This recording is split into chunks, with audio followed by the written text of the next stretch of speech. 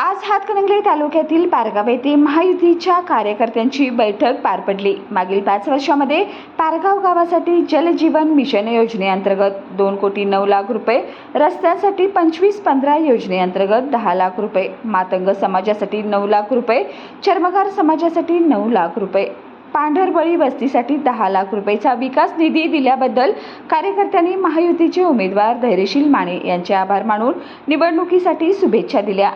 यावेळी वारणा दूध संघाचे संचालक प्रदीप देशमुख, माजी सरपंच प्रकाश देशमुख, बाळासाहेब बडगर, पांडुरंग सिद्ध, जगन्नाथ डोईजड, बाबासो मोरे, डॉक्टर टी.जी. पाटील, जुनी पारगाव सरपंच तुकाराम पवार, माजी सरपंच संदीप कांबळे, मेहबूब शिगावे, उपसरपंच निवास पाटील, संदीप देशमुख, रणधीर सिद्ध, अमोल शिंदे, राम जाधव, महादेव देशमुख, शिवदत्त मानगावे, राजेंद्र डोईजड, बाळासाहेब बोने व नागरिक उपस्थित होते।